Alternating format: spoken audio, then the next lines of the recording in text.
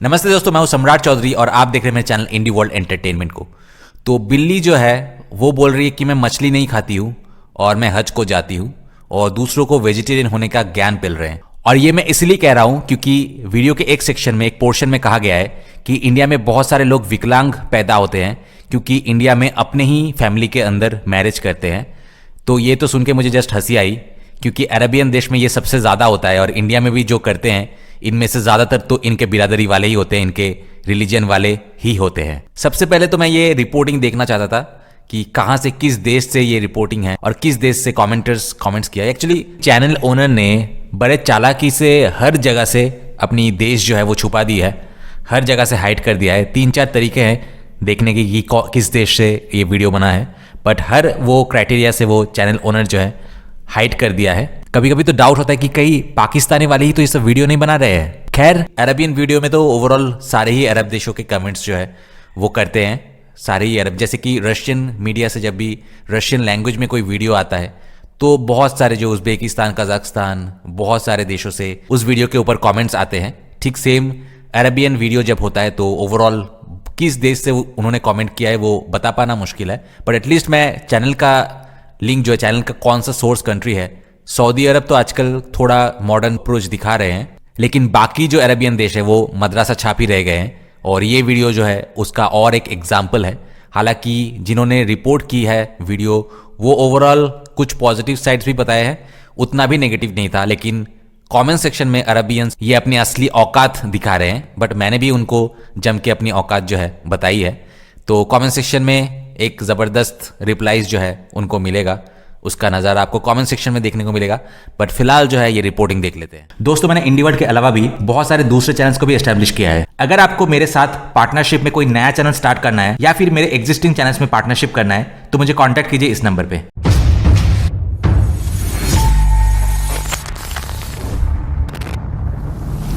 من المؤكد أنكم شاهدتم مقاطع فيديو عن क्या आपने भारतीय स्ट्रीट फूड के वीडियो देखे हैं और सोचा है कि क्या वे वाकई ये सब खाते हैं? आज आपको इस सवाल का जवाब मिलेगा। سؤال والمزيد أيضا भारत उन गिने चुने देशों में से एक है जहां लोग रोज पानी ढोते हैं। उन्हें नहाना तो होता है, लेकिन पानी के गंभीर प्रदूषण की वजह से शावर का पानी इस्तेमाल नहीं कर सकते। مشكلة كبيرة في تلوث المياه الماء पानी यहाँ बहुत इसेंशियल है, इसलिए हमेशा बोतल बंद पानी और ड्रिंक्स में बर्फ से परहेज करें। खाना चुनते समय अच्छी रेटिंग वाली जगहों को ही चुनें और यह सुनिश्चित करें कि खाना अच्छी तरह पका हुआ हो ताकि आप भारतीय व्यंजनों का सुरक्षित आनंद ले सकें। من الاستمتاع بأمان بالمطبخ الهندي कई पर्यटकों ने भारत की यात्रा के बाद खाने और स्वच्छता से जुड़ी चुनौतियों के बारे में बताया है, लेकिन क्या आप यहाँ कुछ दिन बिता सकते हैं? इस वीडियो के अंत तक आपको जवाब मिल जाएगा। पहला और सबसे महत्वपूर्ण, अपनी व्यक्तिगत सफाई का विशेष ध्यान रखें। साबुन, हैंड सैनिटाइजर और वेट वाइप्स जैसी बुनियादी चीजें साथ रखना न भूलें। हमेशा समय समय पर हाथ धोएं, विशेषकर भोजन करने से पहले। आज हम एक ऐसे सवाल का जवाब देंगे जो अक्सर विदेशी पर्यटकों के मन में आता है। भारत गंदा क्यों है? सबसे पहले ये समझना महत्वपूर्ण है कि भारत एक अत्यंत विविधतापूर्ण देश है, जनसंख्या, संस्कृति और परंपराओं सहित सभी पहलुओं में। और निस्संदेह यह देश कोई बंजर रेगिस्तान नहीं है। यहाँ अद्भुत पर्यटन स्थल हैं, जिनमें से कुछ विश्व के सबसे सुंदर स्थलों में शामिल हैं। ये पर्यटन स्थल देखने में अद्भुत हैं। पहला है केरल राज्य, जिसे भगवान का अपना देश, गॉड्स ओन कंट्री कहा जाता है। केरल अपने खूबसूरत समुद्र तटों, झीलों, नहरों और पहाड़ों के लिए प्रसिद्ध है। दूसरे नंबर पर है हिमालय, जिसकी भव्यता से पूरी दुनिया परिचित है। भारत के उत्तरी छोर पर बसा यह पर्वतीय अंचल कश्मीर की घाटियों से लेकर लद्दाख के रेगिस्तानी पहाड़ों तक अद्भुत नजारों से भरा पड़ा है। बहुत वर्षों पहले समुद्र एशिया के हिमालय पर्वत श्रृंखला का हिस्सा हुआ करते थे। ये क्षेत्र नेपाल, चीन, भूटान, अफगानिस्तान और भारत जैसे अन्य देशों तक फैला हुआ है। समय के साथ पर्यावरणीय परिवर्तनों के कारण समुद्र पीछे हट गए और अपने पीछे क्रिस्टलीय परत छोड़ गए, जिसे हम नमक के नाम से जानते हैं। तीसरा, कन्याकुमारी भारत का सबसे दक्षिणी बिंदु है, जहां हिंद और अरब महासागर तथा बंगाल की खाड़ी मिलती है। ये स्थान उन लोगों के लिए लुभावने दृश्य प्रस्तुत करता है जो भारत की यात्रा करना चाहते हैं और इसकी संस्कृति को जानना चाहते हैं, तथा ये सर्वोत्तम विकल्पों में से एक है। इसके बाद वास्तुकला की उत्कृष्ट कृति आगरा में ताजमहल है, जो एक वास्तुशिल्प रत्न और शाश्वत प्रेम का प्रतीक है। सफेद संगमरमर से निर्मित यह मकबरा कला और इंजीनियरिंग का उत्कृष्ट नमूना है। अब हम आगरा से जयपुर के लिए रवाना होंगे ताकि अंबर किले की खोज कर सकें, जो अरवल पहाड़ियों पर स्थित एक भव्य किला है। इसकी वास्तुकला और मनोरम दृश्य अद्भुत हैं। الهند معروف भारत दुर्लभ बीमारियों और विकृतियों से पीड़ित होने के लिए भी जाना जाता है। इसके पीछे एक कारण है। ففي بعض مناطق भारत के कुछ भागों में रिश्तेदारों के बीच विवाह अभी भी एक आम प्रथा है, जिससे अप्रभावी आनुवंशिक रोगों का खतरा बढ़ सकता है, जो तब प्रकट होते हैं जब किसी व्यक्ति को दोनों माता पिता से दोषपूर्ण जीन विरासत में मिलता है। बेशक अन्य कारकों के साथ साथ जल और खाद्य संदूषण भी इसमें बहुत बड़ा योगदान देते हैं। ध्यान देने योग्य एक अन्य कारक यह है कि कुछ क्षेत्रों में बुनियादी सेवाओं जैसे अपशिष्ट संग्रहण और सीवेज प्रणाली तक पहुंच का अभाव है। نظم الصرف الصحي وهذا يدفع العديد من المجتمعات إلى التخلص من النفايات بطرق कई समुदाय अनुचित अपशिष्ट निपटान का सहारा लेते हैं, जिससे सड़कों और नदियों का प्रदूषण बढ़ जाता है। नदियों की बात करें तो गंगा नदी से जुड़ी एक अजीब कहानी है, जो हिंदू धर्म के अनुयायियों के लिए भारत की सबसे महत्वपूर्ण और प्रतीकात्मक नदियों में से एक है। इसका एक धार्मिक और रहस्यमय चरित्र है, लेकिन अगर आप यहाँ से नहीं हैं, तो सावधान रहें, इन जल में डुबकी न लगाएं। गंगा के जल में स्नान करने का अर्थ है आत्मा की शुद्धि, तथा शवों को विशाल चिताओं पर जलाया जाता है। गंगा के तट पर शवों को जलाना जीवन चक्र के अंत का प्रतीक है, क्योंकि यह व्यक्ति को पुनर्जन्म से मुक्त करता है। وبعد الحرق परंपरा के अनुसार जलने के बाद राख को नदी में बहा दिया जाता है।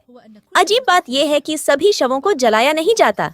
कुछ शव जैसे बच्चों, गर्भवती महिलाओं और शुद्ध माने जाने वाले लोगों के शव नदी में फेंक दिए जाते हैं। हाँ, वे शवों को उसी पानी में फेंक देते हैं जिसे वे पीते हैं और नहाने के लिए इस्तेमाल करते हैं।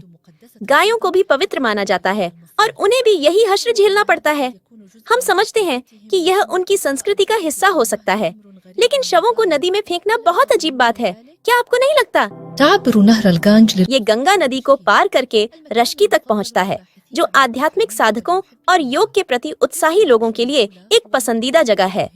लक्ष्मण झूला ब्रिज एक प्रमुख आकर्षण है, जो पहाड़ों और नदी के राजसी दृश्य प्रस्तुत करता है। कोविड महामारी के दौरान उत्तर प्रदेश के जामर गांव में नदी के किनारे सड़ी गली लाशें मिलीं। उनमें से कुछ को आवारा कुत्तों और कौवों ने अपना शिकार बना लिया। हालांकि ये ध्यान रखना महत्वपूर्ण है कि कई भारतीय इस समस्या से अवगत हैं और इसे हल करने का प्रयास कर रहे हैं। पूरे देश में स्वयंसेवक, गैर सरकारी संगठन और यहाँ तक कि सरकार भी स्वच्छता के महत्व के बारे में जागरूकता बढ़ाने और सड़क सफाई कार्यक्रमों को लागू करने के लिए काम कर रही है। مناطق الهند حلولا مبتكرة भारत के कुछ हिस्से भी नवीन समाधान अपना रहे हैं, जैसे रिसाइकलिंग के लिए प्रोत्साहन देना और डिस्पोजेबल प्लास्टिक के उपयोग को कम करने की पहल करना। स्वच्छता की संस्कृति को बदलने के लिए जागरूकता और शिक्षा महत्वपूर्ण है।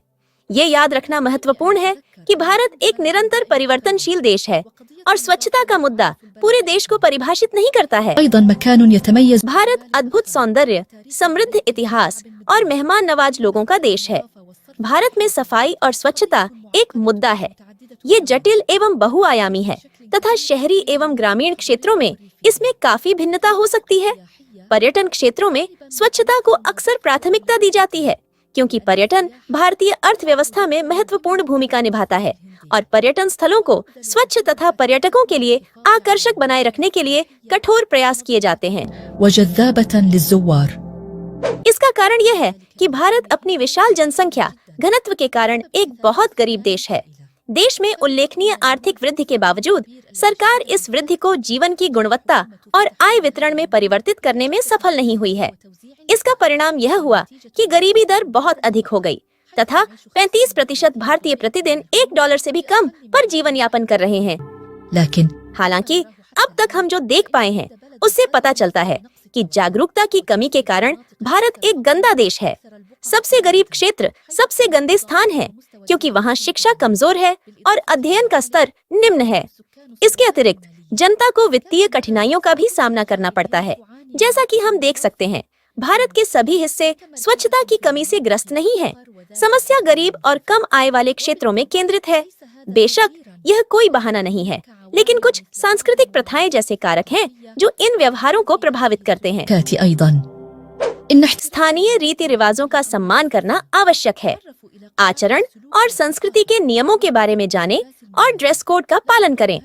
इससे न केवल आपकी यात्रा अधिक आनंददायक होगी, बल्कि इससे सांस्कृतिक सद्भाव में भी योगदान मिलेगा। जब पर्यटक व्यस्त दिल्ली हवाई अड्डे पर पहुंचते हैं, तो उनका स्वागत रंग बिरंगी साड़ियां पहने, मुस्कुराते चेहरों और स्वागतपूर्ण भावों वाली महिलाओं द्वारा किया जाता है। स्वागत समारोह के तहत महिलाएं पर्यटकों के माथे पर तिलक लगाती हैं। ये चिन्ह उनके प्रवास के दौरान आशीर्वाद और सौभाग्य का प्रतीक है। कभी कभी महिला पर्यटकों को अपने घर पर खाना खाने के लिए आमंत्रित करती है तथा भोजन का स्वाद लेते हुए भारतीय संस्कृति की कहानियां सुनाती है। उनकी संस्कृति में भोजन संचार और प्रेम का एक रूप है और वे आशा करते हैं कि आप वहां घर जैसा महसूस करें। निष्कर्ष रूप में भारत सर्वाधिक विविधतापूर्ण और दिलचस्प देशों में से एक है, जहां प्राचीनता वर्तमान के साथ मिश्रित है, जहां लुभावनी प्राकृतिक सुंदरता के साथ साथ जीवन की अनेक चुनौतियां भी हैं। ये हजारों वर्षों के समृद्ध इतिहास, भव्य मंदिरों और जीवंत संस्कृति का घर है। हालांकि इसके साथ ही इसे कुछ क्षेत्रों में स्वच्छता, अपशिष्ट प्रबंधन और बुनियादी ढांचे से संबंधित बड़ी समस्याओं का भी सामना करना पड़ रहा है। यदि आप भारत की यात्रा की योजना बना रहे हैं, तो सुरक्षित और आनंददायक अनुभव सुनिश्चित करने के लिए अच्छी तैयारी करना आवश्यक है। لضمان تجربة آمنة وممتعة احرصوا على اختيار الطعام من أماكن सुनिश्चित करें कि आप विश्वसनीय स्थानों से भोजन चुनें और अज्ञात स्रोत की बर्फ युक्त पेय पदार्थों से बचें। केवल बोतलबंद पानी ही पिएं। भीड़ भाड़ वाली जगहों पर जाते समय उपयोग के लिए हैंड सैनिटाइजर और वेट वाइप्स साथ रखना भी बेहतर होता है। स्थानीय रीति रिवाजों और परंपराओं का सम्मान करना न भूलें, क्योंकि इससे आपका सांस्कृतिक अनुभव बढ़ता है और आपको भारतीय लोगों के साथ बातचीत करने का अनूठा अवसर मिलता है, जो अपनी उदारता और आतिथ्य के लिए जाने जाते हैं। ضيافته استمتعوا باستكشاف المعابد الأثرية केरल, हिमालय जैसे क्षेत्रों के प्राचीन मंदिरों, जीवंत बाजारों और आश्चर्यजनक प्रकृति तथा राजस्थान के ऐतिहासिक किलों के खंडहरों का आनंद लें। أطلال القلاع التاريخية في راجستان संक्षेप में, कुछ बुनियादी सावधानियों के साथ भारत में स्वस्थ और सुरक्षित रहना आसान है। देश की सुंदरता का आनंद लें और इसकी संस्कृति में डूब जाएं, लेकिन हमेशा अपनी सुरक्षा और स्वास्थ्य को सर्वोपरि रखें। हम आशा करते हैं कि आपकी भारत यात्रा अद्भुत अनुभवों से भरपूर होगी। अगर आपको वीडियो पसंद आया तो चैनल को सब्सक्राइब करें, अपनी पसंद और टिप्पणी छोड़ें। अगले वीडियो में मिलते हैं। في الفيديو القادم।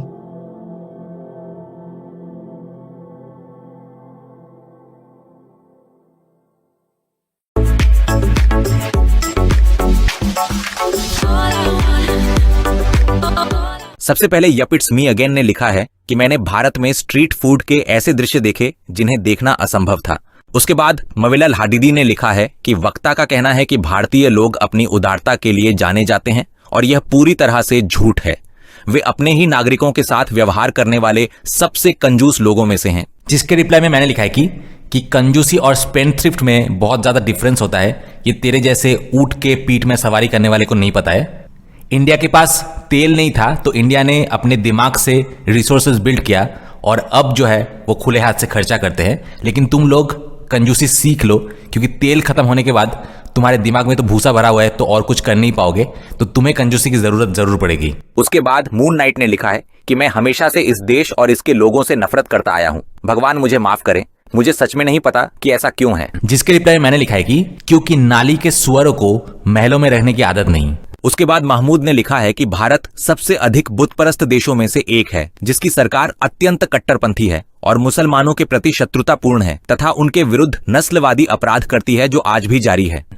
जिसके रिप्लाई में मैंने लिखा है कि तुम लोग सोचते हो कि तुम अकेले ही कट्टरपंथी बन सकते हो, जिससे कि तुमने अपने देश से तो मंदिरों, हिंदूज को बाहर निकाल दिया, लेकिन अब जब तुम्हें तुम्हारे ही मेडिसिन मिल रहा है वापस, अभी तक तो मिला नहीं है प्रॉपरली, इंडिया ने अभी, बीजेपी ने भी 20% भी नहीं किया जो कि करना चाहिए था, बट अब जब तुम्हें नागरिकों से, खास करके हमारे ऊपर डिपेंडेंट है कि हम कट्टर लोगों को कट्टर तरीके से ही डील करें, तो इनको जब अपने मेडिसिन में, जब अपने भाषा में रिप्लाई मिल रही है, तब इनको हजम नहीं हो रहा है।